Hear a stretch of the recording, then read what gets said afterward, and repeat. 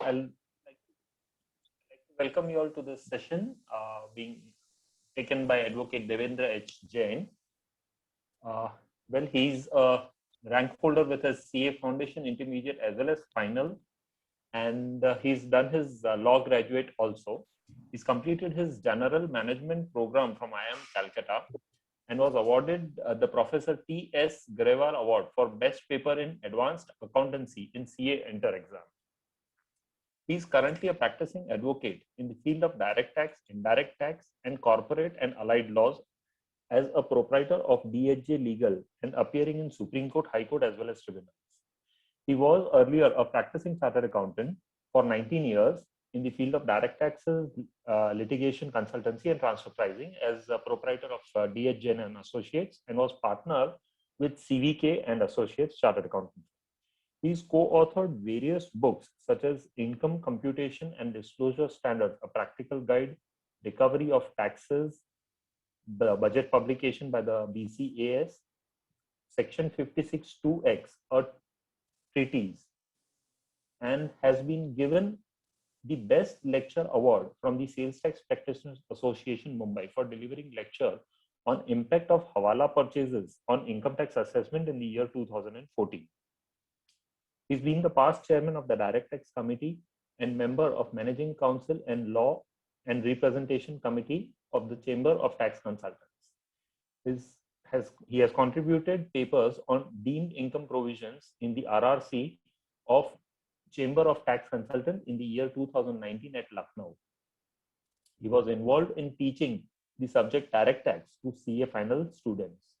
He's also been the past assistant editor of the monthly journal published by the Chamber of Tax Consultants and faculty in certificate course on taxation of cooperative society.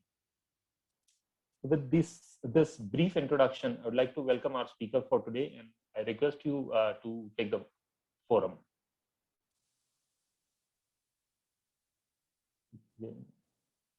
You're on mute, Mr. Jain. Yeah. Thank you, sir, for the nice introduction. Can we start, sir? Yes, please. Yes, please. Respected dignitaries of the Dadar Prabhadevi Study Circle, professional brothers and sisters, ladies and gentlemen, very good afternoon to you all. At the outset, I thank the Study Circle for giving me this opportunity to speak on the topic of new reassessment procedure and search assessment procedure.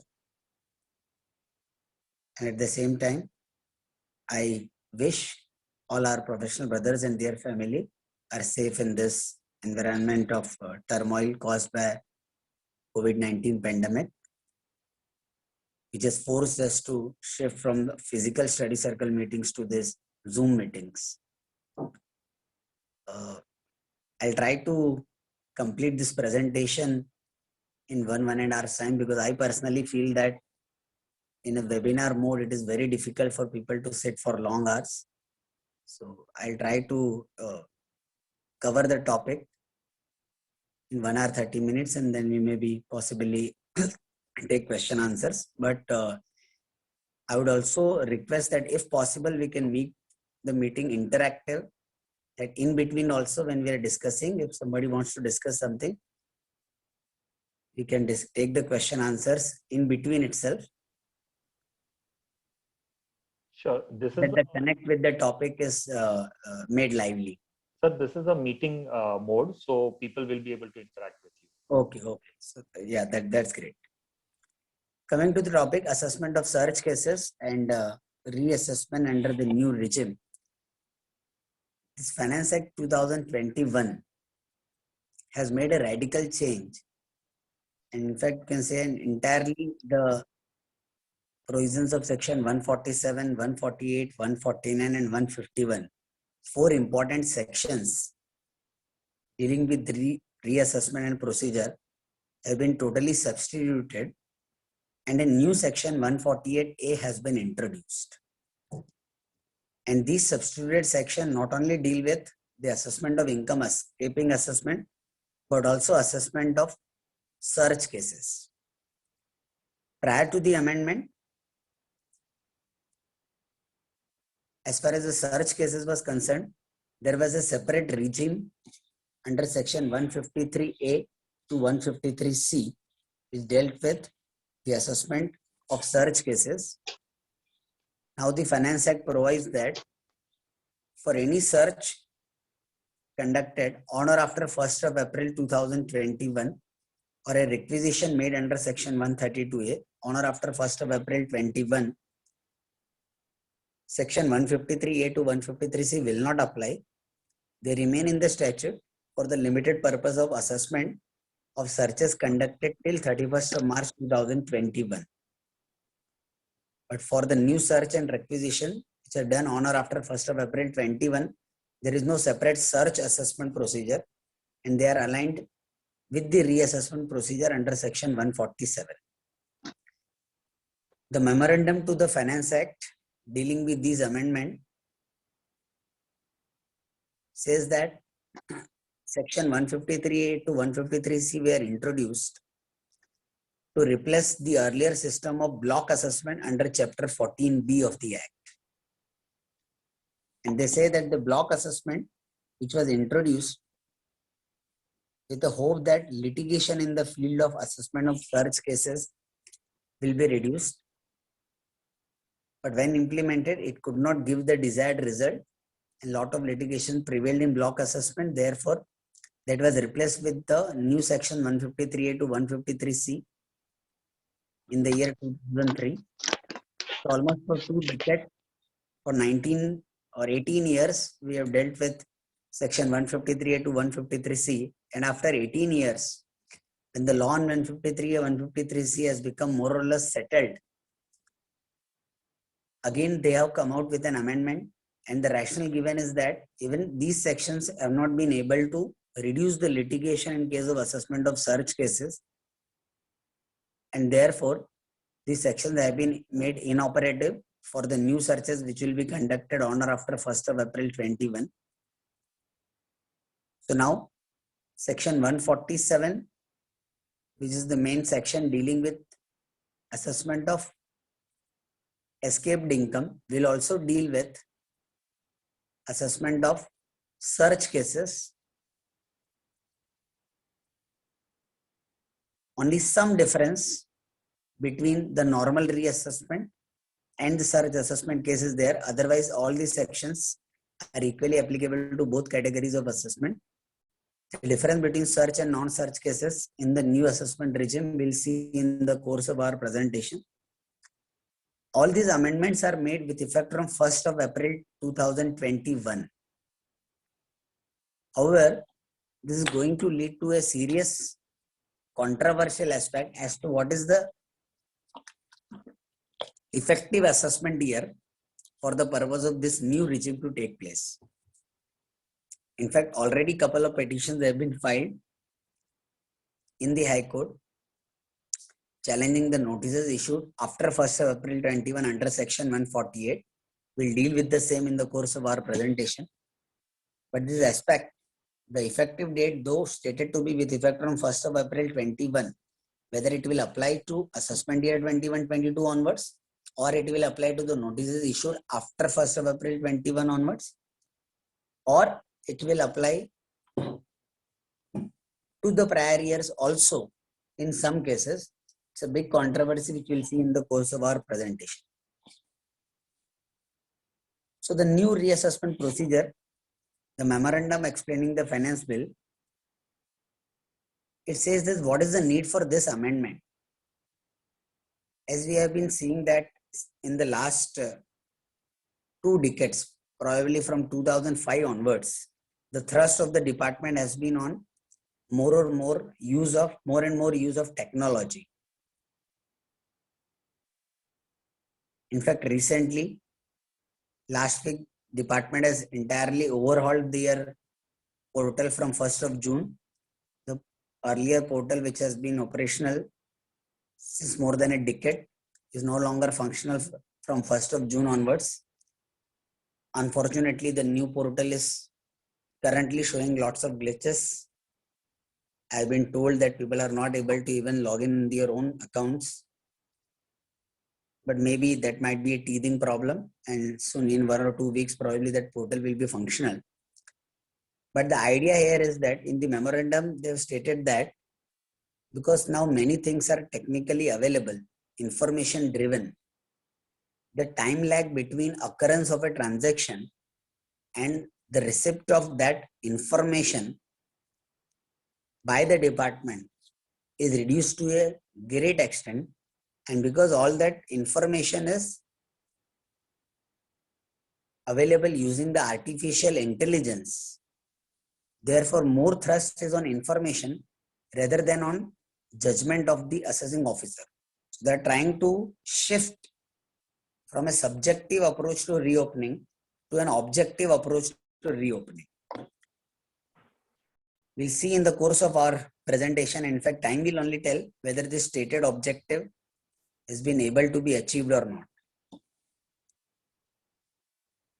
So now what this section 147, the title of this section is Income Escaping Assessment, but it not only deals with reopening of assessment, but also assessment of search cases, but there is a common title, Income Escaping Assessment.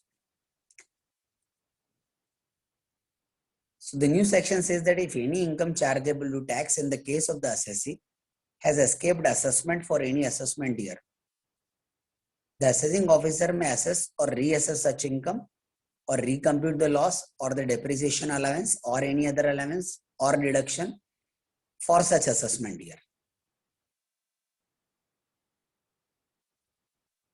However, this provision will be subject to the provisions of section 148 to 153.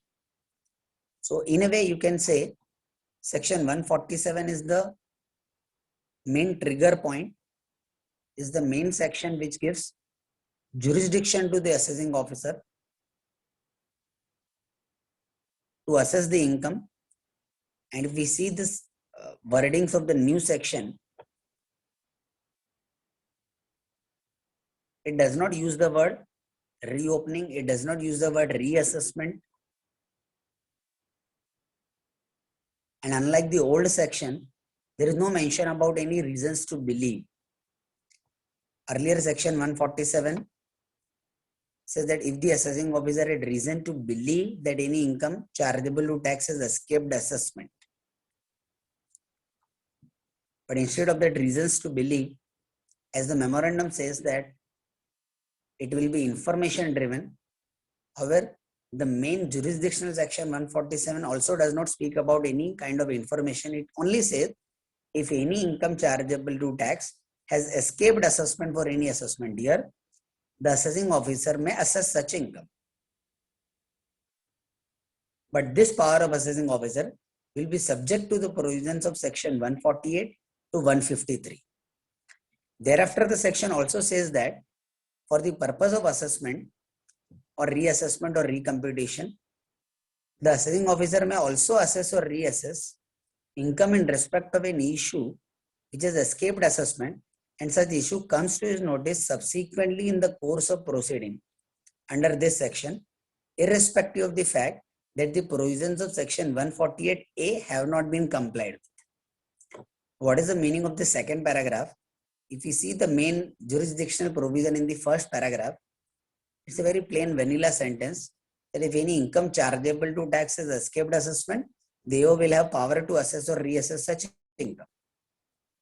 But this power, because it is subject to the provisions of section 148 to 153, which includes the newly introduced section 148A, where there are lots of procedure to be followed by the assessing officer. We'll deal with what is that section 148A.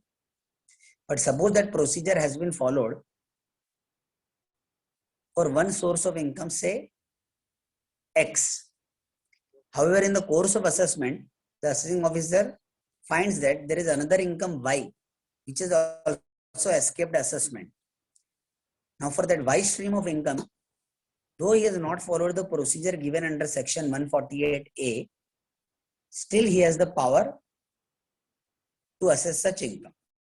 So the main jurisdictional section says that whenever any income chargeable to tax is escaped assessment, subject to the provisions of 148 to 153, the AO may assess such income. And the explanation says that if in the course of assessment, some other source of income comes to his notice, that is, this has escaped assessment, then he can also assess such income, even though he has not followed the procedure given in section 148A with regard to that other source of income. Now, this similar kind of provision was also there in the existing section 147, but in the substituted section, the wordings are slightly different. And in my view, these changed wordings also in a way nullify certain judicial pronouncement and enlarge the scope of reassessment. That we'll also see in our further discussion and how it is different from the earlier version. So before understanding the new procedure, the first important step is section 148A, which has been newly introduced. The jurisdictional section 147 says, at the cost of repetition, I'll again say that if the assessing officer finds that any income chargeable to tax has escaped assessment, then he can assess such income. But this is subject to the provisions of section 148 to 153.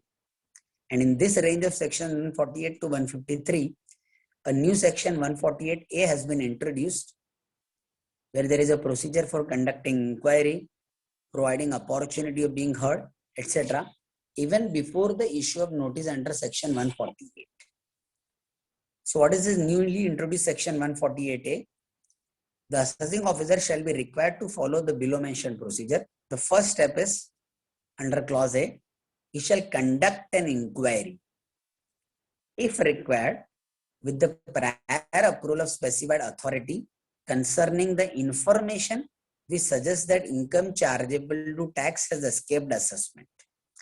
So very, very important provision, that prior to issue of notice under section 148, AO has to conduct an inquiry concerning the information which suggests that income chargeable to tax has escaped assessment.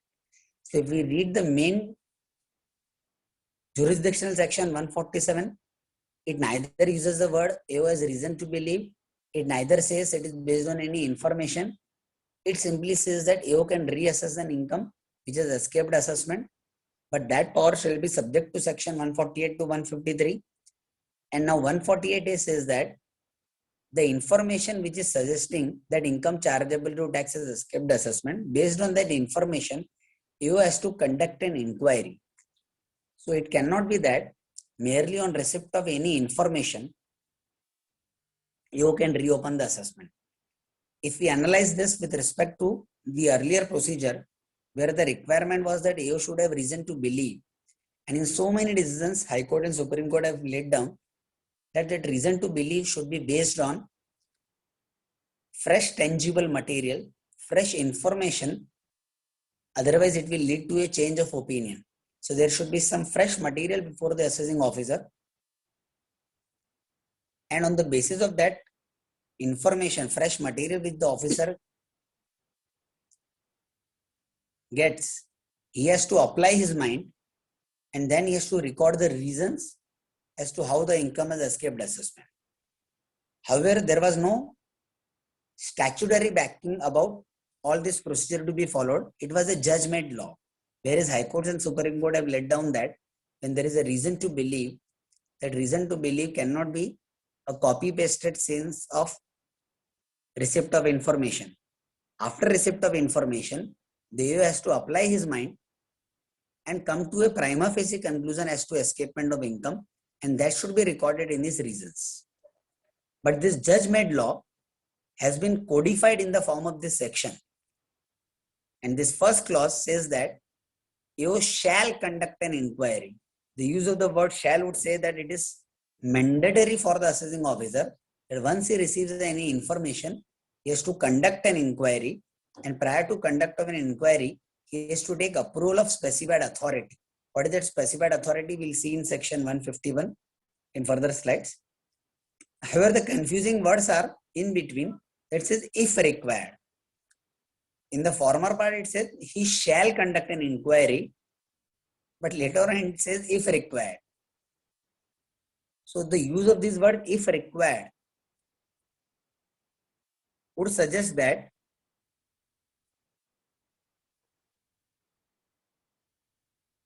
a kind of discretion to the assessing officer that whenever he doesn't conduct an inquiry, he may say that he felt that it was not required.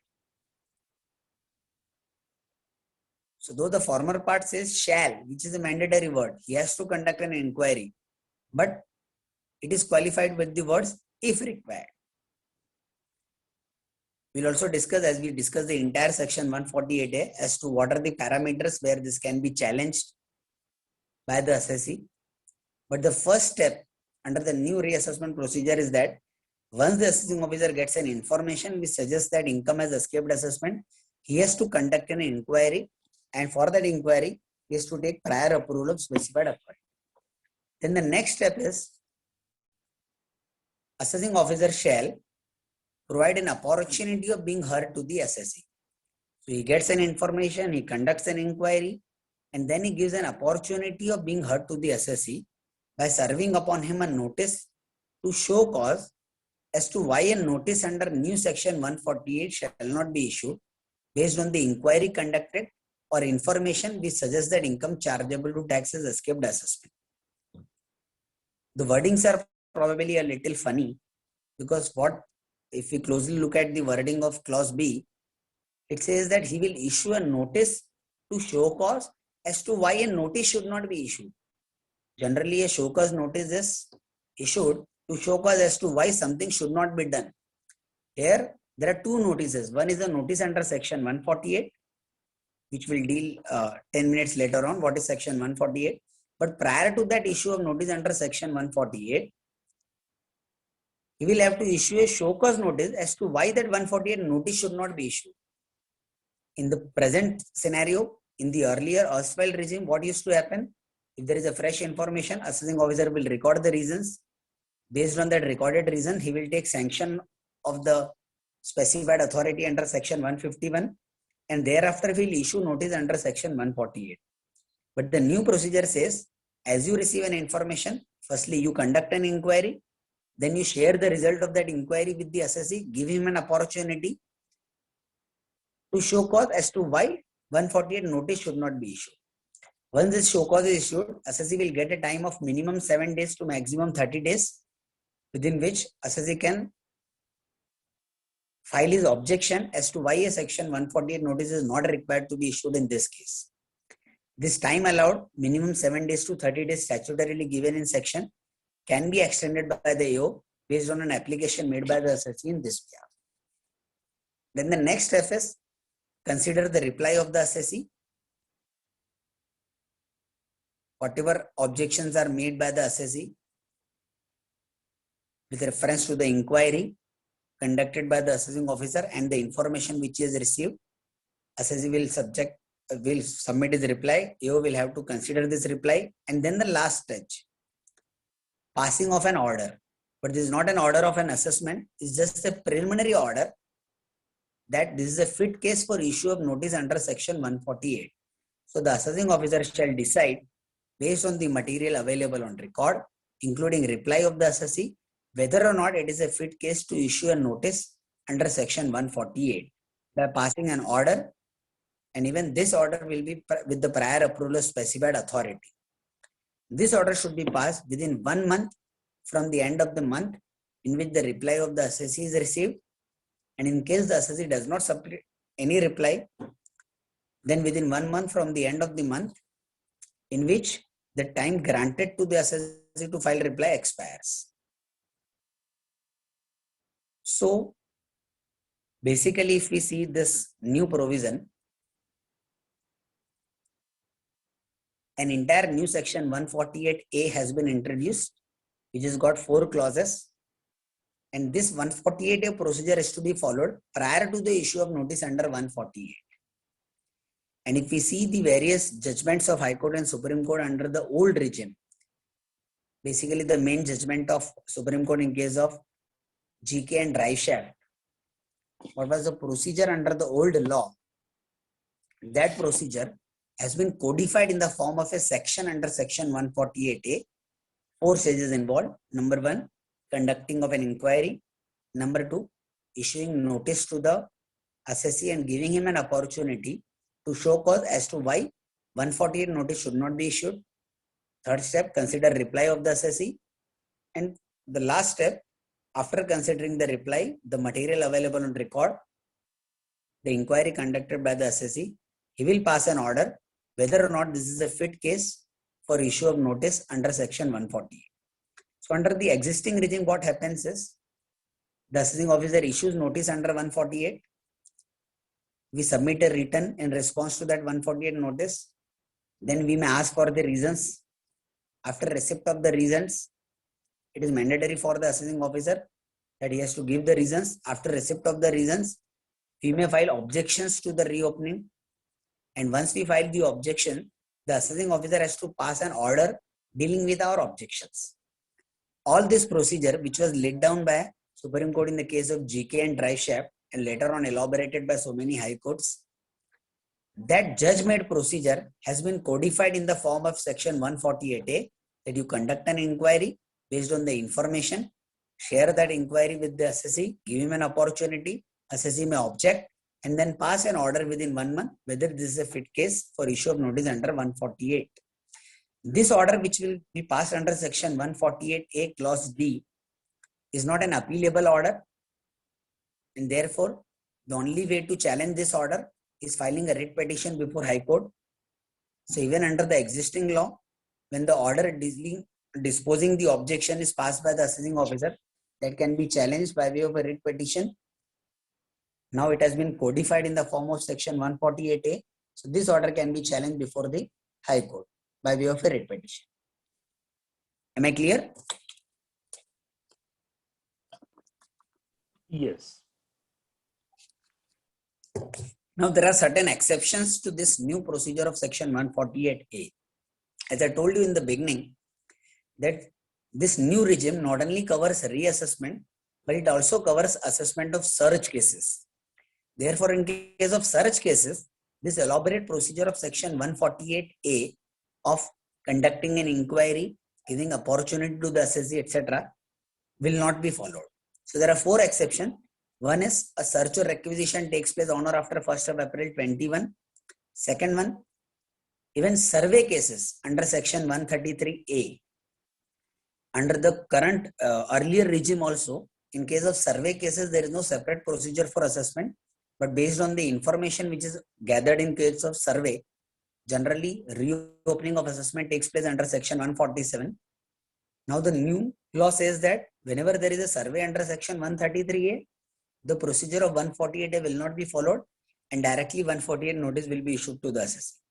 Third and fourth category of cases are, you may say, similar to section 153C under the earlier regime, where a search takes place in case of Mr. X, but in the course of search, either some assets which belong to Mr. Y are found, or some documents or books of account, etc., are found in the case of search with Mr. X, which pertain to Mr. Y.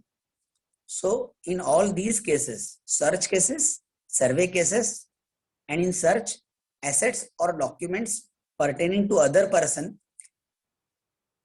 if they are found on or after 1st of April 21, section 148A will not apply. Barring these 4 cases, all the cases of reopening, before issuing notice under 148, the procedure under 148A has to be followed. Now the substituted section 148, issue of notice where income is escaped assessment. It says before issuing any assessment, before making any assessment or reassessment or recomputation, a notice is required to be served under section 148 along with a copy of the order passed under clause D of section 148A, requiring the assessee to furnish his return of income. So to this extent, it is similar to the existing section 148. That this notice will be issued requiring the assessee to furnish a return of his income.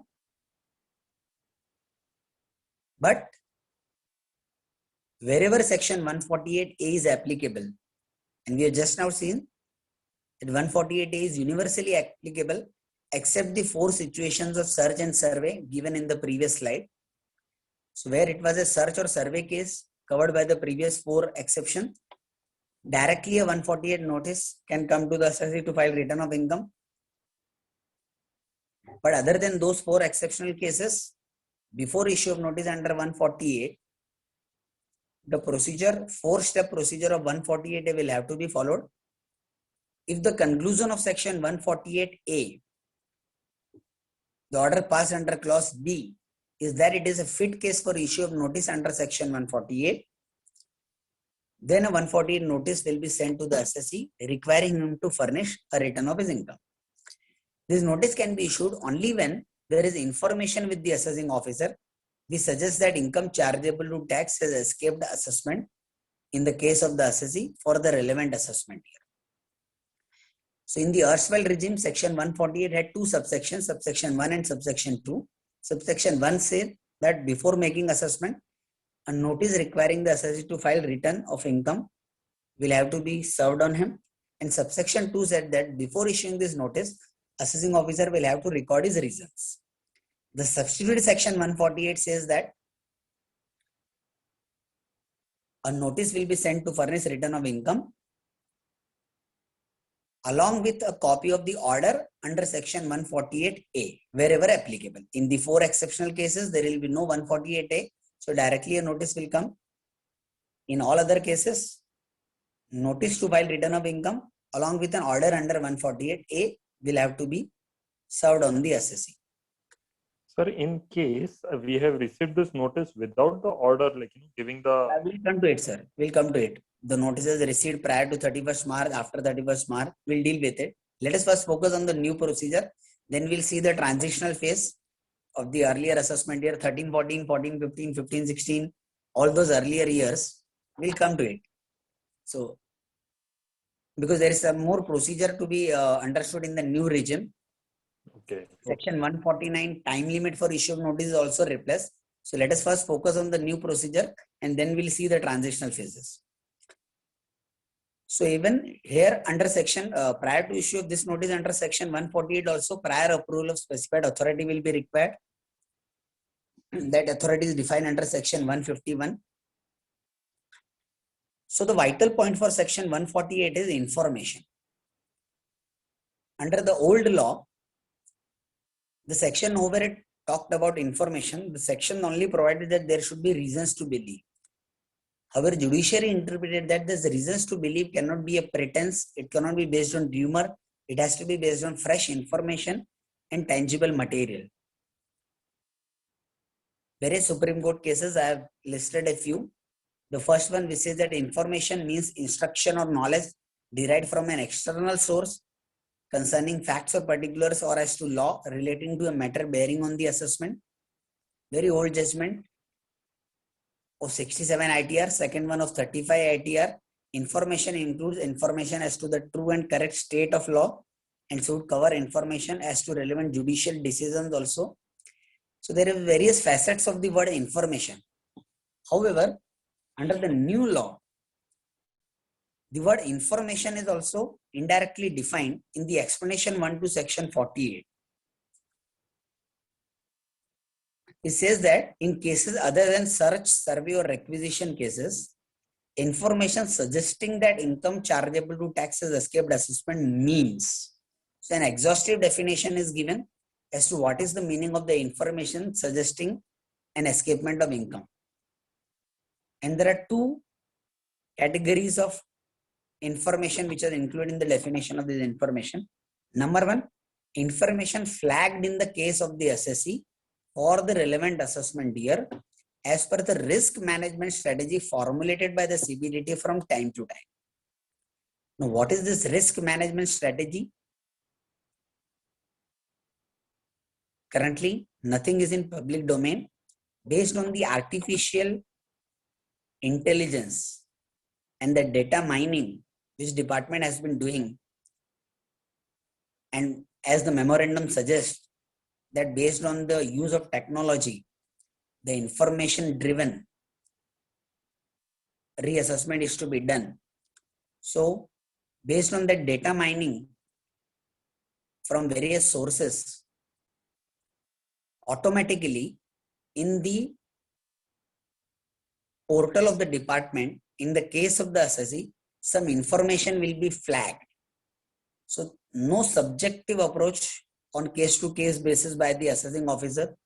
No discretion to the assessing officer, because for issue of 148, you need an information, and the information will be flagged automatically in the case of the assessee. So if it is not flagged in the case of the assessee, based on his whims and fancies, assessing officer cannot issue a notice under 148. Only when, based on the strategy formulated by CBDT, and information is flagged in the case of the assessee, then only it will constitute an information. Second category of information is a final decision, final objection raised by C and AG to the effect that the assessment in the case of an assessee for the relevant year has not been made as per the provisions of the Income Tax Act. Under the earlier regime, there was various case laws which said that an audit objection will not constitute any fresh information, and based on that, assessing officer cannot reopen an assessment. In my view, these judgments now stand nullified, because the explanation 1 specifically states that any final objection raised by C and AG that assessment has not been made as per the provisions of the Income Tax Act will constitute an information. So an exhaustive definition of information, either flagged in the case of the assessee based on the risk management strategy formulated by CBDT, or the final audit objection raised by C and AG that assessment has not been made as per the provisions of the Income Tax Act, this will constitute an information. Now, whenever something comes, some amendment comes or some new provision comes in the Income Tax Act, it is incomplete unless and until some deeming fiction is inserted in that. So here also, explanation 2 to section 148 says that in some search, survey or requisition cases, it will be deemed that there is an information suggesting that income has escaped assessment. We have already seen that in 4 exceptional cases, the procedure of 148A is not required to be followed, of conducting an inquiry, giving opportunity to the assessee prior to issue of notice of under 148, etc. Now, those 4 cases, explanation 2 to section 148 says that where a search, survey or requisition takes place on or after 1st of April 21, it shall be deemed that the assessing officer has information which chargeable to tax as escaped assessment, and this deeming fiction will operate for 3 assessment years immediately preceding the assessment year relevant to the PY in which that search or survey takes place. What does that mean is, for example, in this month of June 2021, a search or survey action takes place, then last 3 financial years, that is financial year 2021, 1920 and 1819. For these 3 financial years, it will be presumed that the assessing officer has information which suggests that income chargeable to tax is escaped assessment, and therefore automatically these 3 cases will be reopened. Under the existing law, what happens in case of search?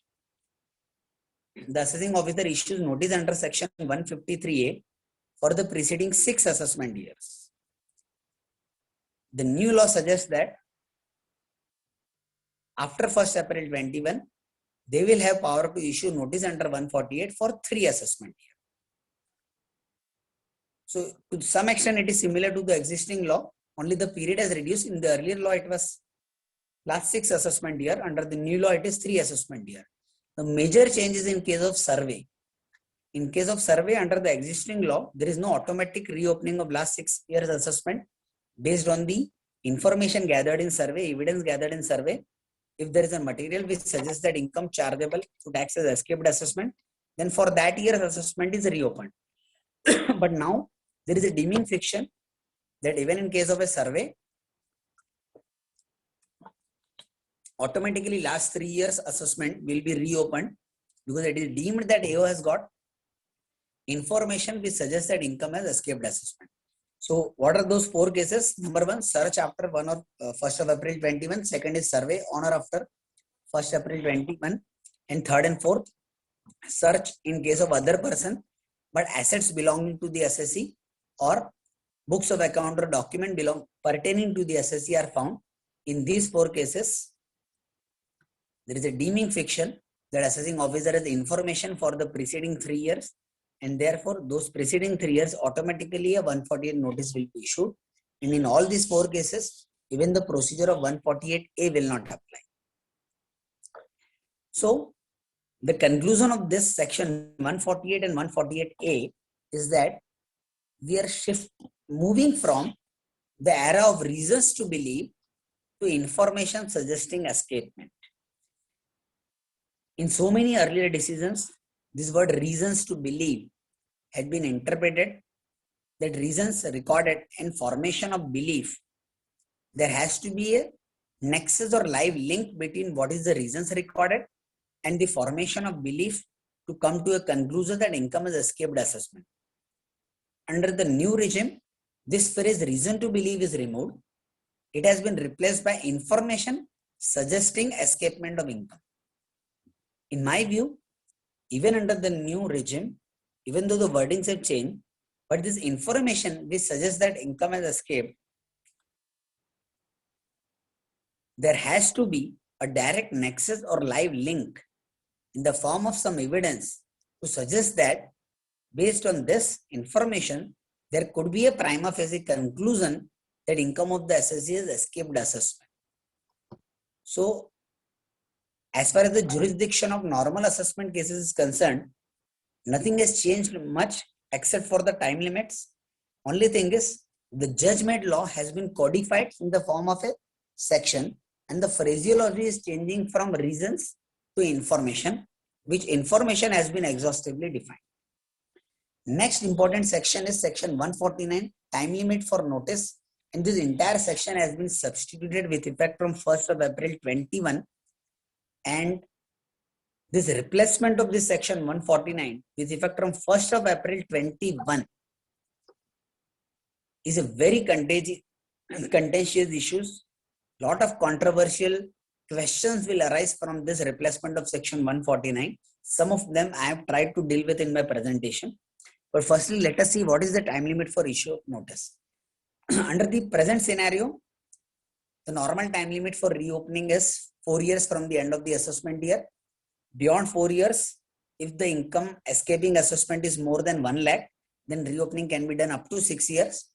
And where the income escaping assessment relates to foreign assets, then a very long period of 16 years is specified under the existing regime. Now, the new regime provides a very short time limit of 3 years from the end of the assessment year. So, no notice shall be issued under section 148 if 3 years have elapsed from the end of the relevant assessment year. That is the general time limit.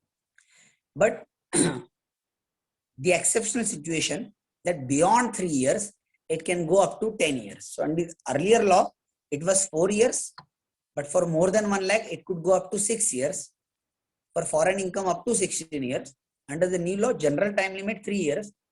In exceptional situation from 3 years, it can go up to 10 years. But for going to the extended time limit of 10 years, there are 2 conditions to be fulfilled. The assessing officer has evidence in his possession which reveals that income escaping assessment is represented in the form of asset, amounts to or is likely to amount to rupees 50 lakh or more. So 2 vital conditions to be fulfilled here for going to the extended period of 10 years. First of all, there should be evidence in the possession of the assessing officer which suggests that income is escaping assessment and that is represented in the form of assets. And second condition, the amount of that income escaping assessment should be more than 50 lakh. And both these conditions are cumulative. If the amount is less than 50 lakh, even though it is represented in the form of asset, maximum time limit will remain 3 years. If the amount is more than 50 lakh, but it is not represented in the form of an asset, then also the normal time limit of 3 years will be applied. But where both these conditions are applicable, that there is evidence in the possession that income escaping assessment is represented in the form of asset, and that word asset is also defined to include immovable property being land or building or both, shares and securities, loans and advances, deposits in bank account. So if income escaping assessment is represented in the form of these assets, and the second cumulative condition that the amount of income escaping is more than 50 lakh, then reopening notice can be issued up to 10 years from the end of the relevant assessment. Now there are two safeguards provided, two exceptions provided. First, the cases where the period of 6 years has already elapsed. Because under the existing law, maximum reopening was for 6 years. Under the new law, assuming two conditions are fulfilled, then reopening can go up to 10 years. So those years where under the earlier law, already a time limit of 6 years has expired, such cases cannot be reopened under the new law by using the extended time limit of 10 years. Say for example, you take assessment year 12-13. Now under the earlier law, 12-13 maximum 6 years had happened on 31st of March 19. After 31st March 19, howsoever big is the amount of escaped income, under the earlier regime, reopening could not be done for assessment year 12-13 beyond 6 years. But under the new law, because the time limit is 10 years for income exceeding 50 lakh and represented in the form of asset. So immediately a question might arise that can now, because from 12-13, if you count 10 years, it will go up to 31st of March 23. So that protection is given that all those years for which 6 years have already expired before 1st of April 2021, in those cases, notice will not be issued under the new law. Then in counting this period of limitation of 3 years and 10 years, there is some period which is to be excluded, and this is the time or extended time allowed to the assessee in providing an opportunity of being heard under section 148A. That time limit will be excluded, and if after that exclusion the time period available for the assessing officer to issue the notice is less than 7 days, then it will be extended to at least 7 days. So under the new law, as we already discussed, there is a separate procedure under section 148A which has to be followed prior to issue of notice under 148. Under the existing law, also that procedure was there, but not under any clear provision of law, but under judge-made law, that you have to follow the protocol of applying your mind, recording the reasons, etc., etc. But immediately after recording the reason, 148 was issued, and after issue of 148, assessee used to file the return of income, then he used to seek the reasons, then he filed his objection. So all that was after the issue of notice under 148. Under the new law, what will happen is, before issue of notice under 148, you have to follow the procedure under 148A, and therefore, whatever is the time limit utilized in following the procedure of section 148A will be excluded in counting the time limit of issue of notice under 148. So it cannot be straight away time barred after 3 years from the end of the assessment year. Indirectly, what it will mean is that this time limit of 3 years from the end of the assessment year will apply to the issue of notice under section 148A clause B. That within this 3 years time limit from the end of the assessment year, you will have to conduct the inquiry and then issue notice to the assessee under section 148A clause B. Now, whatever time is given in giving that opportunity to the assessee will be excluded in counting the time limit for section 148.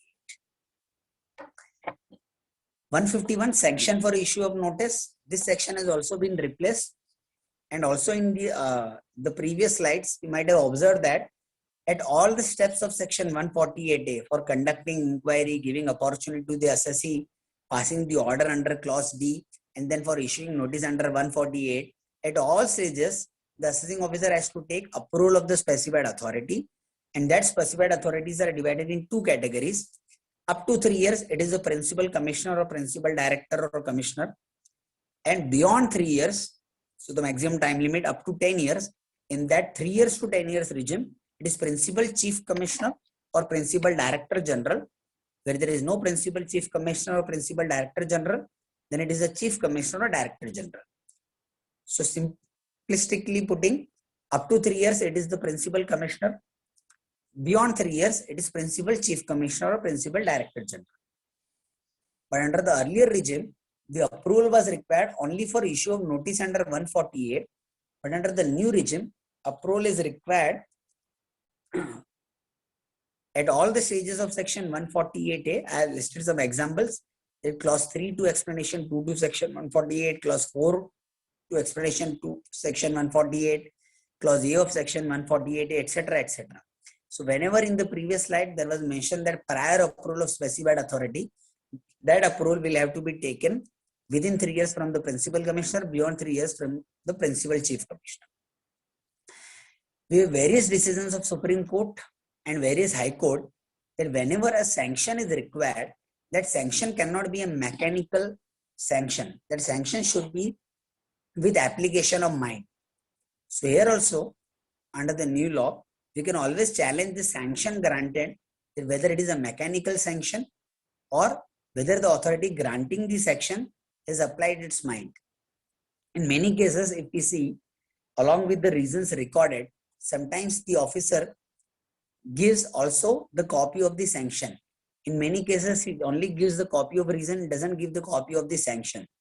In fact, Delhi High Court 2 years back, in case of SAS,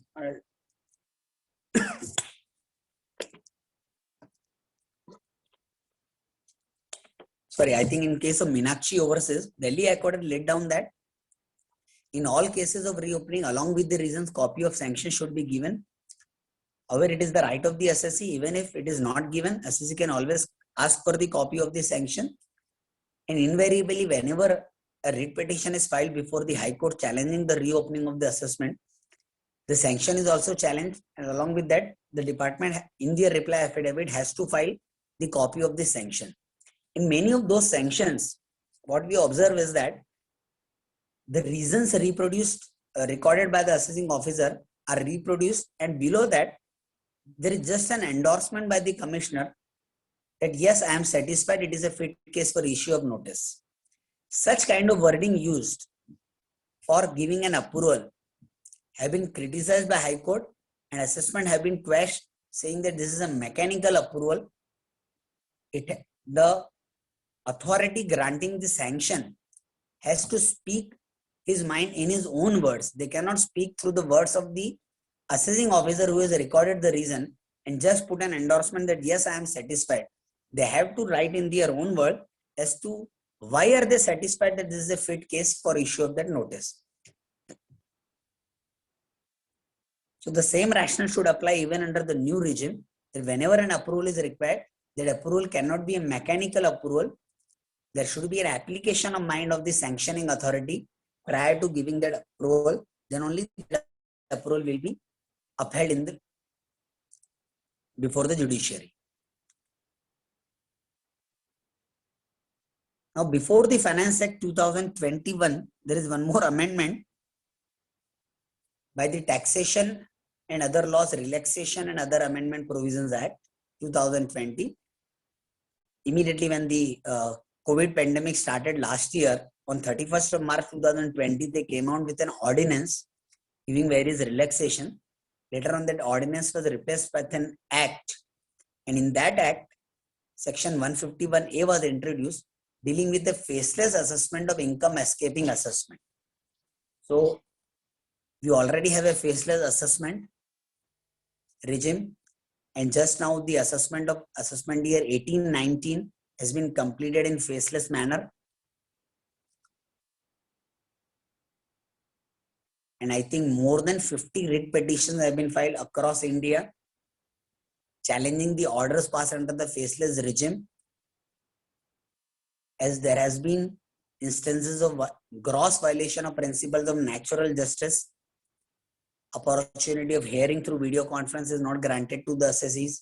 Submissions filed by the assessee are not considered prior to the passing of orders, etc., etc. And in many cases, High Courts have been already granted interim stay against the assessment. Further, from 25th of September 2020, the first appeal before the Commissioner of Appeal, there has also been made faceless. But to my knowledge, till date, they have only been issuing notices. In fact, in last couple of months, even notices are not being issued. when the Vivad Se Vishwas scheme was ongoing, so many notices were being issued by Commissioner Appeals asking for the submission. But to my knowledge, not a single order has been passed under the faceless regime by the Commissioner Appeals. In the current Finance Act, we already seen an amendment that even the ITAT is going to be made faceless, but that scheme has not yet been notified. And in between, this section 151A was introduced, which authorized the central government to issue notification enacting a scheme to carry out the following functions. What are those functions? Completing assessment under section 157, issuing notice under section 148, sanctioning under section 151, and entire procedure of section 148A. This entire thing, central government has been empowered to make a scheme to carry out all these functions in a faceless manner. Last section 153, dealing with time limit for completion of assessment, reassessment, and recomputation. So time limit is within 12 months from the end of the financial year in which notice under 148 was served. This time limit shall be extended by 12 months if the reference is made to the TPO in the course of reassessment. So normal situation, time limit is 12 months from the end of the year in which 148 is served. In the course of reassessment, if reference to TPO is made, it will be totally 24 months from the end of the financial year in which 148 is served. So these are the substituted section 147, 148, 149, 151, and a new section introduced 148A. I have summarized this procedure in brief in two different slides. This first slide deals with non-search cases. Because in search cases, 148A is not required. So non-search cases, the first step for reassessment, in fact, this order can be considered as a flow chart. The first and foremost thing required is there should be an information to suggest that income has escaped assessment. And we have seen the definition of information. It is an exhaustive definition. So it cannot be based on the whims and fancies of the assessing officer. There are only two categories of information. Number one, something which is flagged in the case of the assessee based on the risk management strategy formulated by CBDT. And second one, final audit objection of C&AG. So these two things constitute an information. That is the first requirement. Once this information is there, next step is the assessing officer will have to conduct inquiry under section 148A, clause A. Next step, he has to give opportunity to the assessee and minimum 7 days to maximum 30 days time to be given to the assessee. Then based on his reply and the material and the result of the inquiry, next step is to pass an order under section 148A clause D that it is a fit case for issue of notice under section 148. Time limit for this order is 1 month from the end of the month in which the reply of the assessee was received. In case no reply was received, 1 month from the end of the month in which the assessee was supposed to reply. Next step, after 148A procedure is over, issue notice under section 148 to the assessee to file the return of income. That return of income which assessee will file will be treated as if it was a return of income required to be filed under section 139. So if the assessing officer wants to complete a scrutiny assessment, he will have to issue notice under section 143(2) and then complete the assessment of escaped income and also any other issue which comes to his notice in the course of assessment. Even though for that other issue, 148A procedure is not followed, that can also be part of this reassessment. So if you observe this flow chart, earlier the requirement was that there is some fresh information. Based on that fresh information, assessing officer records the reasons, takes the sanction, issues notice under 148, and assessee's role comes after the issue of notice under 148, that he will first file the return. After filing the return of income, he will be given the copy of reasons, then he can file objections to that reopening, and then assessing officer will deal with those objections.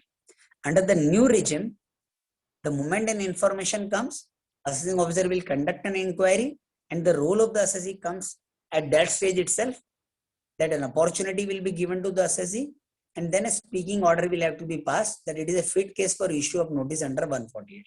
So the challenge to the reopening is inbuilt in the new section 148A. Firstly, this challenge to reopening will be dealt with by the assessing officer by passing an order under 148A clause D, and thereafter only notice under 148 will be issued to file the return of income. Once the return of income is filed, now there is no further scope left to challenge the reopening because that has already been done under the previous stage of 148A. Then you have to file the return of income, and then the return of income will be subjected to an assessment.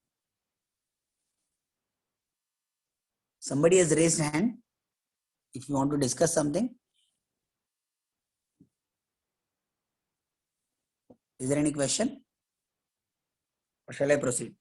Please proceed. I don't see any questions posted. Now in search cases, because this section 148A procedure is not there, procedure is slightly different. First thing, whether information is needed or not, as we've already seen in search cases, in fact, that search cases also include survey cases, that for preceding 3 assessment year, no information is needed because there is a deeming fiction that for the last 3 years, assessing officer has got information. Beyond 3 years, up to 10 years, their information will be needed. We suggest that income escaping assessment is in the form of assets and the amount is more than 50 lakh. So in some search cases, information is needed. In some search cases, information will not be needed. Next stage is directly issue of notice under 148 to file the return of income. Because the procedure of 148A is not given in search cases.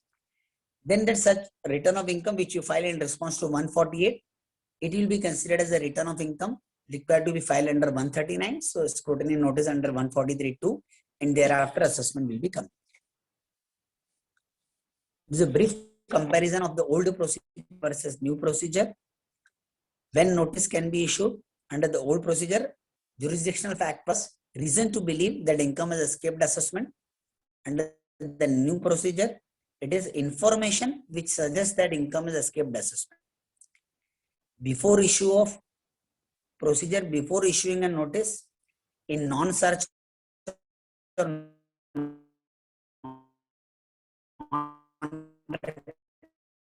acquisition cases, in the old regime, that income is a procedure of section 148A, conducting an inquiry, granting an opportunity, considering reply, and then passing an order that it is a fit case for issue of notice under section 148. Time limit for issuance of notice under the existing regime, up to 1 lakh escaped income 4 years, beyond 1 lakh escaped income 6 years. In case of foreign income or asset involved, 16 years. And the new regime, normal time limit 3 years, extended time limit of 10 years, if 2 conditions of income in the form of asset and amount more than 50 lakh is fulfilled. Sanction required under the old law, up to 4 years, you need an approval only of joint commissioner. Beyond 4 years, either the principal chief commissioner or principal commissioner. However, under the new law, up to 3 years, also principal commissioner sanction required, and beyond 3 years, it is the principal chief commissioner. So under the new law, no reopening can be done just with the sanction of joint commissioner. It will have to be with the sanction of PCIT up to 3 years and principal chief commissioner beyond 3 years. This was the guideline laid down by Apex Court in case of GK and Dryshaft, that once you receive a notice under 148, assessee has to first file the return. Then if he desires, he can seek reasons. If he asks for the reason, assessing officer is bound to furnish those reasons within reasonable time. After the receipt of reason, the assessee may file objections to issuance of the notice. If he files objection, assessing officer is bound to dispose of the same by passing a speaking order. And then if required, assessee can file a writ petition challenging the order, disposing of his objection, or he can proceed with the assessment. Even if he proceed with the assessment, at the appellate stage, he could have challenged the reopening of the assessment. So this was the judge-made law under the old regime. Under the new law, it has been codified in the form of section 148A, that prior to issue of notice under 148, inquiry will be conducted, opportunity will be given, and an order will be passed. That order, if assessee wants, he can challenge it either by a writ petition before the High Court, or if he doesn't challenge it at that stage, then once the assessment is completed, because that order merges with the assessment under section 148, an order passed under section 147, even at the appellate stage, the reopening could be challenged under the new law. Now coming to certain vital issues emerging from the amended law. Due date for issuing notice under section 148 for assessment year 13-14 and assessment year 14-15. This is a very controversial and complicated thing. I'll go a little slow in trying to explain what I mean to say in this. See, under the existing law for assessment year 13-14, let us take a case of a scenario where income escaping assessment is more than 1 lakh. So the normal time limit was 6 years from the end of the assessment year. So for assessment year 13-14, if we take first of all, 6 years from the end of the assessment year expired on 31st of March 2020. We are aware somewhere between mid-March, the first wave of COVID-19 pandemic has started to spread. In Maharashtra, alternate days lockdown was announced, I think somewhere around 17th of March 2020. And on 23rd of March 2020, a nationwide lockdown was announced by the central government. Therefore, if we see this first assessment year 13-14, 6 years from the end of the assessment year, which were expiring on 31st of March 2020, because of the lockdown, those notices could not be issued. Immediately, an ordinance was issued on 31st of March 2020, last year, extending certain due dates, certain relaxation to the assessee as well as to the department for completion of certain assessment, for issuing certain notices, etc., etc.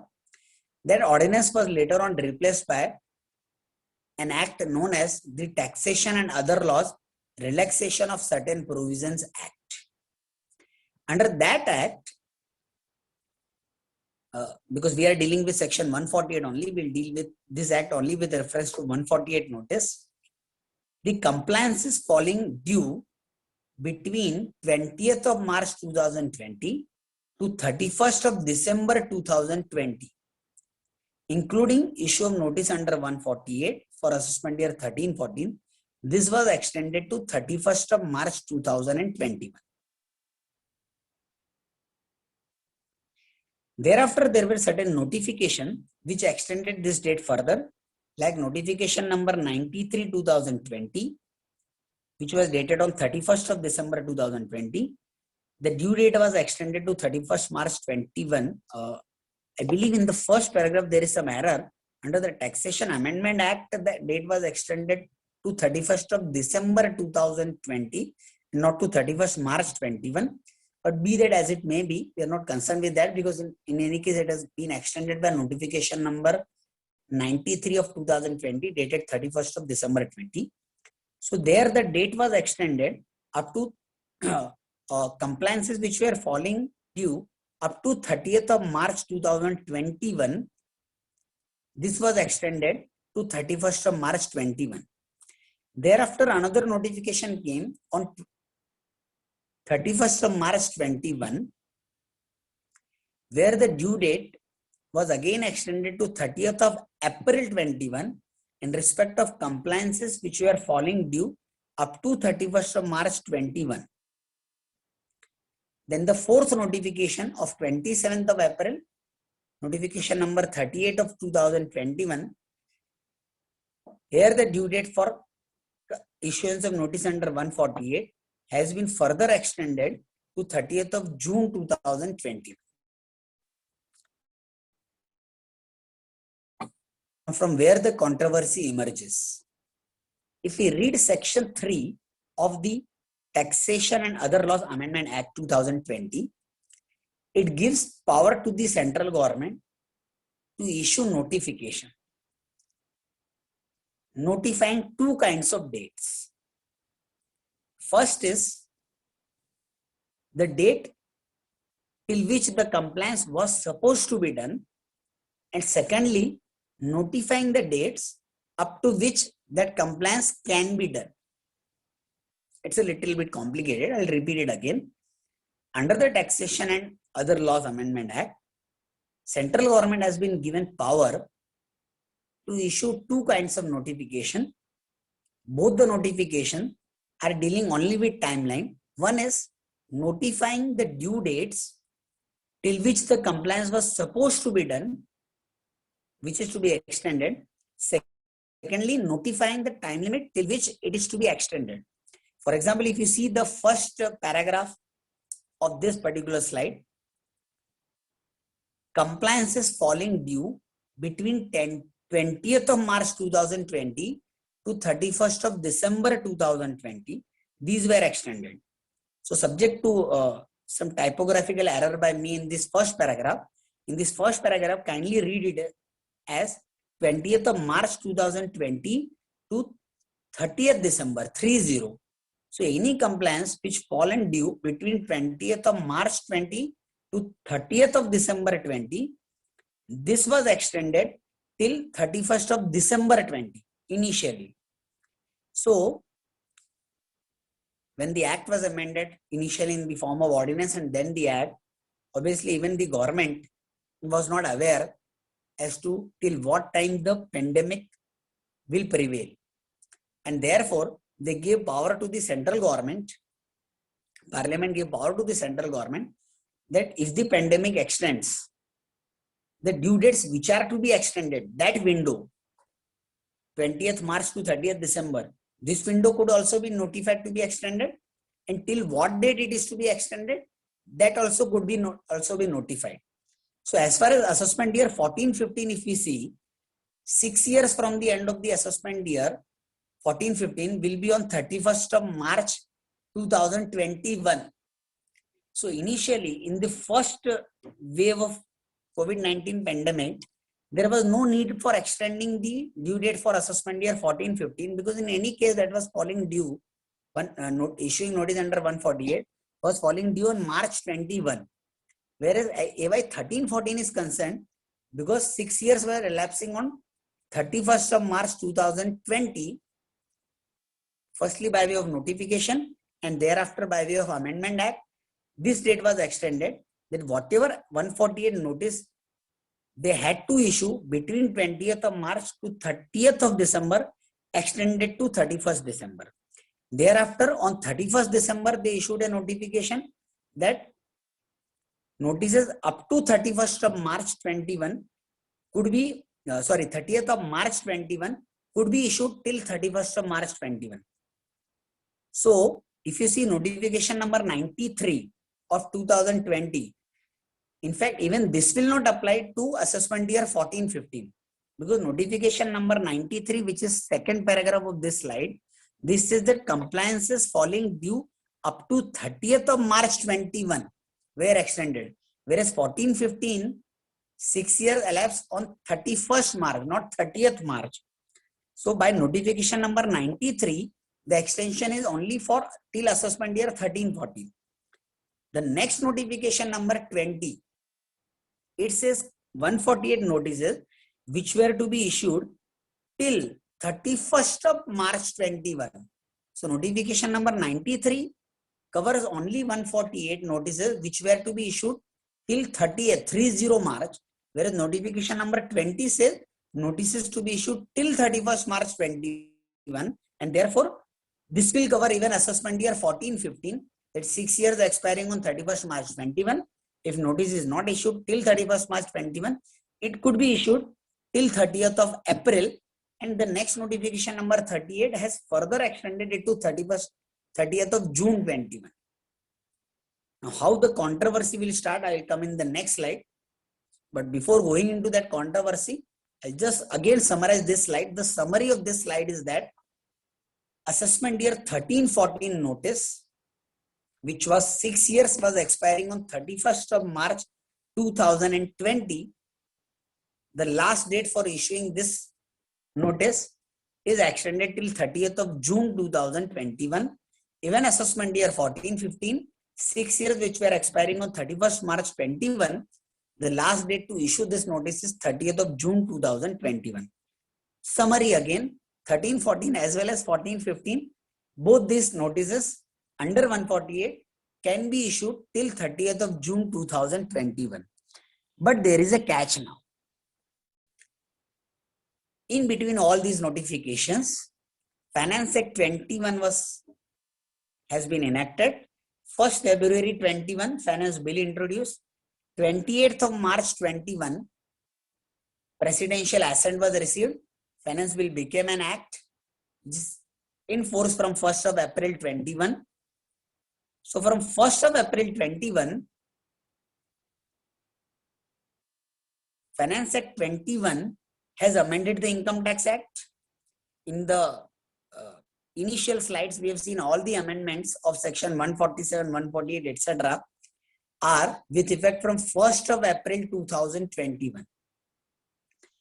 Now the notification number 20 and notification number 38, if I just for a moment, I go back to the previous slide, the last two paragraphs of the previous two slides, notification number 20 extending till 30th of April and notification number 38 extending the due date till 30th of June. But the moment you travel after 31st of March, the question arises whether the notice to be issued should be under the amended substituted section 148 or it should be under the old section 148. And there is a way difference between the old section 148 and the new section 148, because the new section 148 says that this notice under 148 has to be accompanied by the order issued under section 148A clause B, which will require firstly conducting an inquiry by the assessing officer, giving an opportunity to the assessee, considering his reply, and then passing an order that it is a fit case for issue of notice under 148. So what they do in this last two notification, number 20 and 38, the earlier notification extended dates till 31st of March 21, where there was no controversy because the old law was applicable. Now, because from 1st of April 21, the Finance Act 21 amends the Income Tax Act, there is one paragraph added in both the notification number 20 and 38, which states that for the purpose of issuance of notice under section 148, the provisions of section 148, 149 and 151 as they stood as on 31st day of March 21 before the commencement of Finance Act 2021 shall apply. So very clever explanation. This explanation, till notification number 93, it was not required because extension was till 31st of March 21. Notification number 20 was extending dates till 30th of April. Notification number 38 is extending it till 30th of June. So both these notifications carry one paragraph that when the notices are issued under this extended time limit, the provisions of 148, 149 and 151 prior to the amendment will apply. So there is a catch. In my respectful submission and my humble submission, this particular explanation which is added in these two notification number 20 and notification number 38 is ultra vires the Taxation and Other Laws Amendment Act 2020. Because any law enacted by the Parliament, when it delegates power to the central government to issue notification, that delegated legislation cannot override the act itself. And the delegation is for the limited purpose of notifying two kinds of dates. One, the window during which the compliance was falling due. Secondly, notifying till what date this window gets extended. So for example, action which were falling due between 20th of March 2020 to 30th of December 2020. Earlier window was till 30th of December. So by way of notification, this window was extended, okay, till 30th of March. Next notification says till 31st of March. So this window, whatever actions were falling due between this, by way of notification, you can enlarge this window. That was one power given to the central government. Second power given, after enlarging this window, you also notified that date, till what date this action can be done. So initially they said this could be done till 31st of December 20. Then they said it could be done till 31st March 21. Then they said 30th April 21. And the last notification now says 30th of June 21. So when a parliamentary law gives power to the central government, it becomes a delegated legislation, but the power is only to notify the dates. Can a power given to notify the dates be used by the central government to specify by way of an explanation that to these notices, the old law will apply? This will amount to legislating and overriding an act of parliament. And therefore, in my respectful submission, these two explanations inserted in notification number 20 and notification number 38 are ultra vires. What is the implication of these two notifications? This explanation regarded as ultra vires. If we remove this explanation from these two notifications, what happens is for assessment year 13-14 and for assessment year 14-15, the due date for issuing notice under section 148 will be extended till 30th of June. No controversy in that. However, if you issue this notice on or after 1st of April 2021, that 148 notice has to be as per the current law. And the current law says prior to issue of notice under 148, you have to follow the mandatory procedure of 148A. Also, you have to follow the time limit of section 149, 3 years and 10 years. The earlier time limit of section 149, 4 years and 6 years, that were operative till 31st of March 21.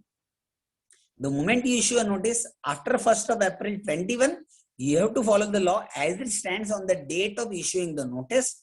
And therefore, you have to follow, in my respectful submission, all the entire new procedure and not the old procedure. The explanation inserted in both this notification is ultra vires the power delegated to central government. Assuming for a moment that my argument that this explanation is ultra vires the taxation amendment law is not valid argument. So assuming for a moment that this explanation is not ultra vires, that explanation is very much valid. So if that explanation is very much valid, that explanation will say that the notices which are issued after 1st of April 21 under the extended time limit, the old law will apply. But both these explanations are very clear in their writings that what will apply is 148, 149 and 151 of the old law prior to the amendment. So even assuming that this explanation says that new notices under the extended time limit can be issued as per the earlier 148, 149 and 151, but then again it does not stop the operation of section 148A. In fact, it can neither stop nor it has stopped. So even assuming that the explanation is a valid explanation, then also it does not stop the operation of section 148A.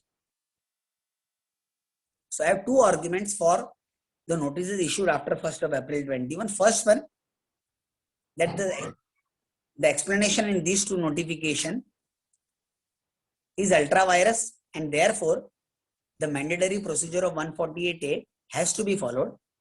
Secondly, even if this explanation is not regarded as ultra vires, till the explanation does not stop the operation of 148A. So if you consider the explanation as an invalid explanation, then it should be new 148 with new 148A. But if we regard this explanation as a valid explanation, then the position comes that, okay, it will be an old 148, but with new 148A. Because 148A is already there on statute. And if you read the language of 148A, it says that prior to issue of notice under 148, you have to follow this procedure of 148A. So even for a moment, if we assume that as per the explanation, it is the old 148 which has to apply, but still it does not give power to the executive to exclude the operation of section 148A, and therefore without the order of 148A clause D, notices issued under 148 on or after 1st of April 21, in my respectful submission, are invalid notices. Then there is one more controversy. 148A has been inserted. It lays down a procedure to issue a notice under 148 after following the procedure laid down, that is conducting inquiry, giving opportunity, passing an order, etc., etc. Explanation or no other statutory provision bars the application of 148A. This we already dealt with, and thus the law still holds in place and needs to be complied with before issuing notice under 148 on or after 1st of April 21. In fact, recently, Honorable Jurisdictional Bombay High Court in case of Armada D1 Private Limited has granted interim stay on the assessment proceeding by order dated 3rd of June, only last week's order. In this case also, a notice under 148 was issued for assessment year 13-14 after 1st April 21, but without following the mandatory procedure of section 148A. Department is yet to file their reply to this writ petition. But for the moment, High Court has granted an interim stay, staying this assessment proceeding. Now, there is one more controversy dealing with assessment year 15-16 to assessment year 17-18.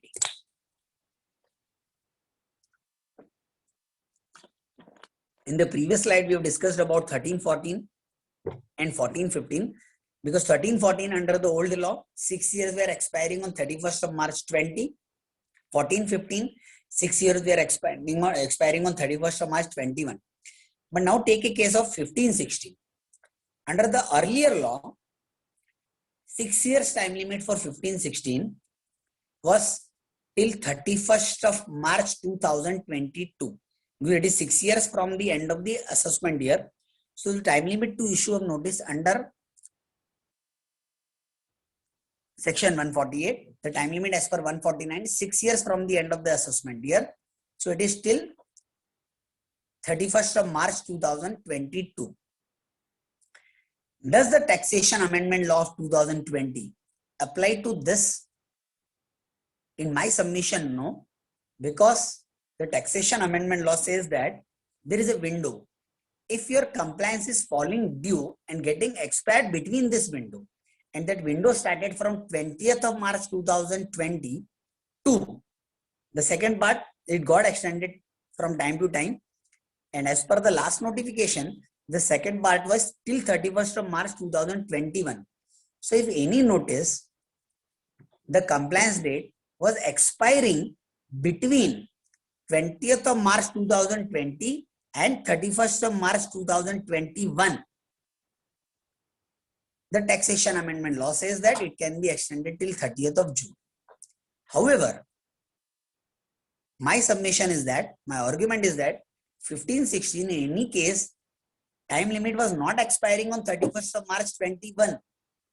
Time limit was expiring on 31st of March 2022, and therefore it did not fall in the first window. If it was not falling in the window, there was no need for any extension.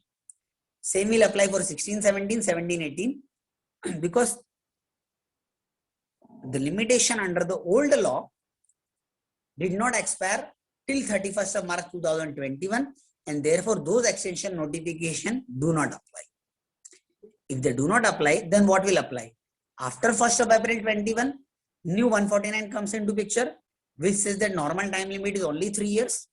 So even for assessment year 17-18, 3 years window has already expired on 31st of March 2021. Extended period of 10 years may apply, subject to the fulfillment of that escaped income representing the form of asset and amount of escaped income more than 50 lakh. So in that situation, the extended time limit of 10 years could apply, but if these two conditions are not fulfilled, assessment year 15-16 to 17-18, probably it might be an adventurous argument, but reassessment can neither take place under the old regime, because the taxation amendment law did not apply to these assessment year, it can neither apply as per the new law because it gets time barred within 3 years.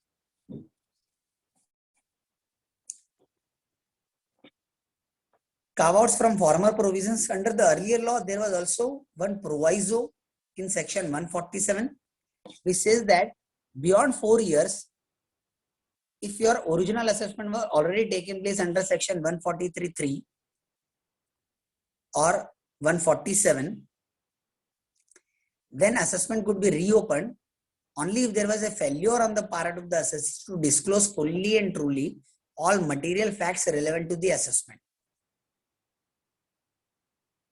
This first proviso is not there under the amended section 147.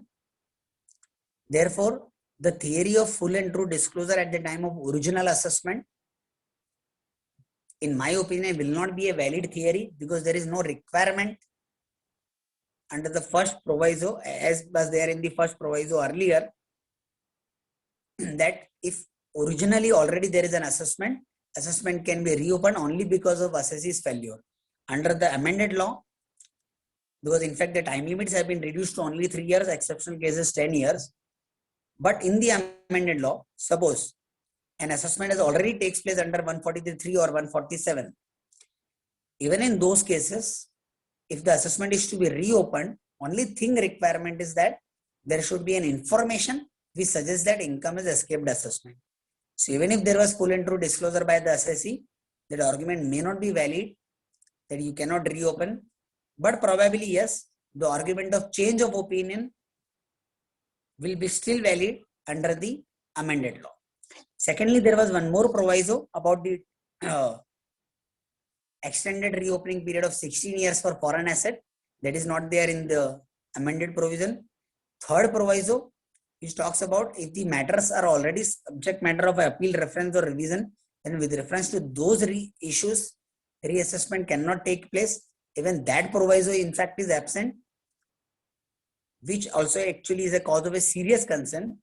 So if your assessment takes place and there is some addition, and on that issue you are in appeal and that appeal is pending, but there is some fresh information, and based on that, again a reopening takes place, then who will be the deciding authority, whether the commissioner appeal or the assessing officer? The earlier law says that in such a scenario, where it is already subject matter of appeal, reference or revision before appellate authorities, reopening cannot take place. That proviso is absent in the new law. Reassessment of new issues subsequently discovered. This is also one interesting scenario. Under the existing law, if suppose reasons were recorded that income X has escaped assessment, but in the course of assessment, assessing officer observes that income Y has also escaped assessment, then whether this Y can also be subjected to assessment, the wording of the existing law was that in the course of assessment, if he notices that any other income has escaped assessment, then he may also assess such income. The use of the word also meant that if you are recording reasons for X, in the course of assessment you notice Y, then you can also assess Y. However, in the course of reopening, if the reasons were recorded for X, but in the course of reopening, officer is satisfied that X has not escaped assessment, but Y has escaped assessment, and he wants to add only Y. Our jurisdictional high court in Jet Airways cases held that because of the use of the word also, if you are adding X for which reasons are recorded, you may also add Y. But if you are not adding X, you cannot add Y because of the use of the word also. The new explanation is very clearly drafted and they have not used the word also. So in my view, the ratio laid down by Jet Airways will not apply. And in new cases of reopening, if 148A procedure is followed for X, but in the course of assessment Y comes into picture, then even if you drop X, you may add Y income in the ratio of Jet Airways because the word also is absent under the new provision. Reopening versus review. The whole controversy of first proviso, this we have already dealt with, that though the argument of full and true disclosure will not survive under the amended law because the first proviso is not there, but in my respectful submission, Supreme Court have held that power to reopen is not akin to power of review.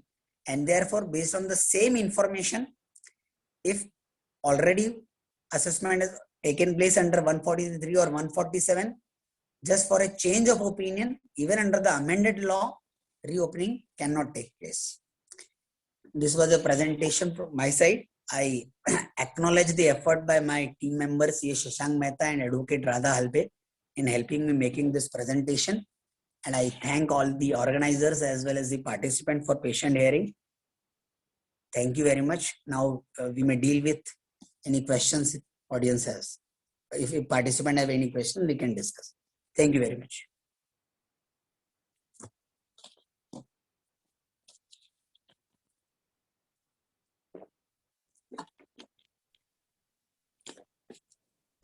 Sanjay sir. Hello. Yes, sir. Yes, sir. 1 minute. Pritesh? Yeah, we don't have any questions posted right now.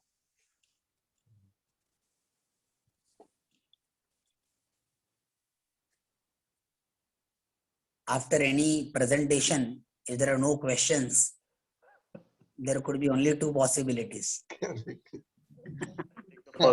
Everything was fantastic. We have to go with that presumption so that our evening is not spoiled.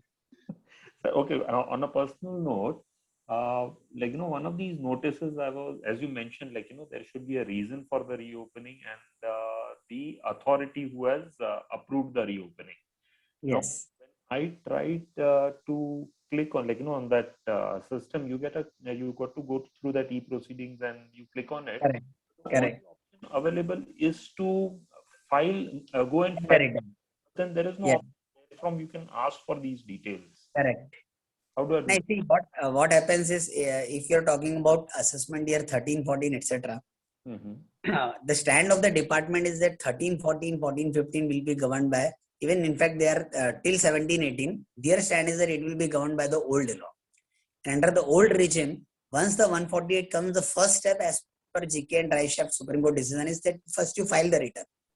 After filing of the return, you may ask for the reason. Now, the practical question what you are asking is where to ask the reason, because there is only one icon highlighted which takes you to the filing of return. Right. So practically is that after filing of a return, you have to write to the assessing officer by way of an email to your jurisdictional assessing officer from whoever you have received that 148 notice and ask for the reasons recorded. On the portal, you will not be able to ask for the reasons. Okay, I have one message.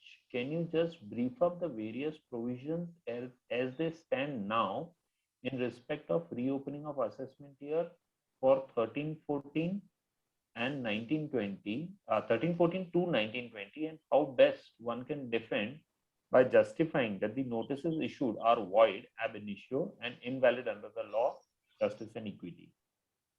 That's why I said, see, as far as 13-14 to 19-20 are concerned, I'll divide it in two parts because it was a little complicated. I have dealt with this, in fact, at length, but because it was a little complicated, I will again try to repeat in a brief manner. If it is 13-14 and 14-15, and if the reopening is issued, 148 is issued after 1st of April 21, the first argument to defend is that, the first argument to defend is that it is time barred because, not exactly time barred, but after 1st of April 21, you have to follow the mandatory procedure of section 148A. And if 148 notice is issued without 148A notice, without 148A order, then notice is bad in law for two reasons. Number one, the extension was only for issue of the notice. Central government has overstepped in their notification to mention that old law will apply. Kindly bear for a moment.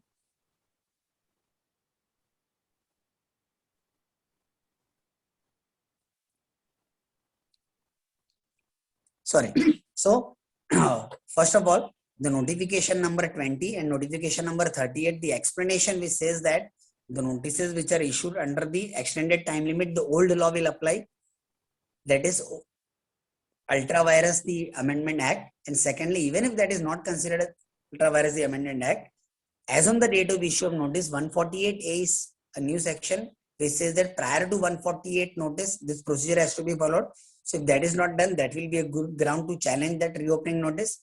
As far as assessment year 15-16 onwards notices are concerned, we have, apart from these two arguments which I said, one more argument is that the Taxation Amendment Act says that if time limit was falling due between 20th of March 2020 to 31st March 21, then there is an extension. So 15-16, if you take, the time limit was expiring on 31st of March 22, and therefore the Taxation Amendment Act itself does not apply.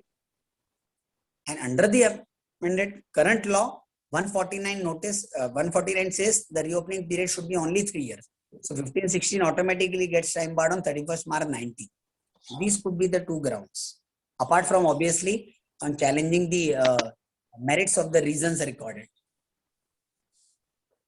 So Gajaria, if you can unmute yourself and raise your question, please. Hello. Hello.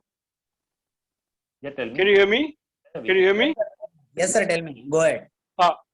Sir, I have received a notice for assessment year 13-14, whereas I'm in appeal on the jurisdictional ground.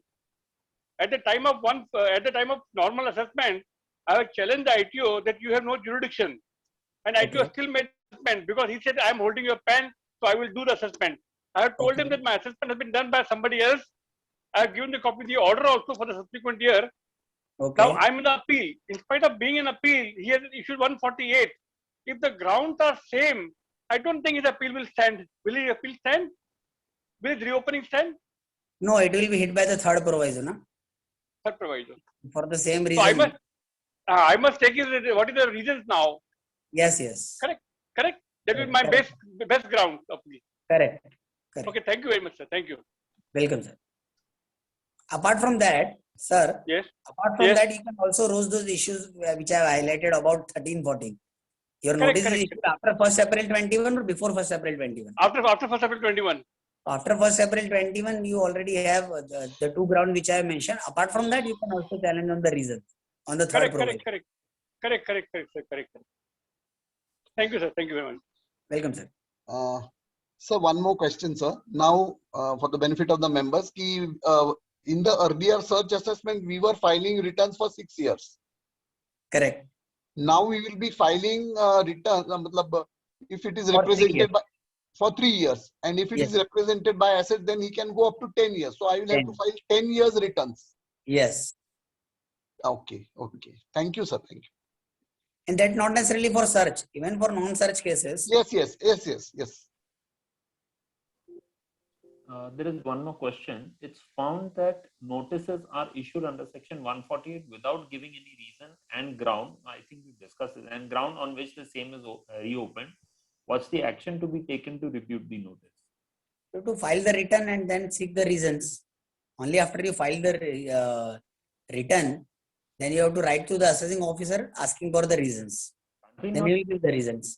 In the notice, the email address is mentioned. Can't I just send an email address that first you provide this, only then will I file the return? No. See, under the existing law, as per the GK and drive shaft, if you do not file the return of income before that, they will not give you reasons.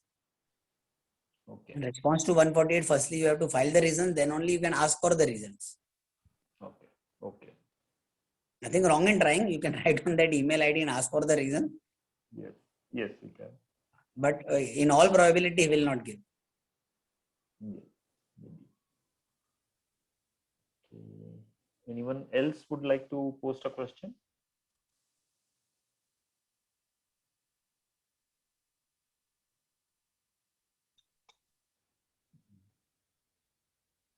No, I don't see any more questions. Okay, I'd like to thank. There was some correction in the 1 or 2 slides, so I'll do that correction, and on Monday I'll share the presentation. We may share it with everybody. With all the members on the group. Yes, sir. Okay, let me propose a vote of thanks for making yourself available, discussing in detail this new provision for us. And let us see how does it come up in the future. Okay. Thank you so much on behalf of all the group. Okay, we have one more message now. Just a second. He's just thanking me. Just thanking. Yeah. Okay. Thank you. So thank you. Sorry for the some technical disturbances. Actually, I am not in Mumbai. I am at Lavasa. So I have to do some logistics for this. So sorry for those inconveniences. Thank you very much. Thank you. But we still enjoyed. We all enjoyed it. Yes, yes. Thank you very Thank much, you. sir. It was a nice section. It was my pleasure, sir. Thank you, sir. Thank you very much. Yeah, yeah.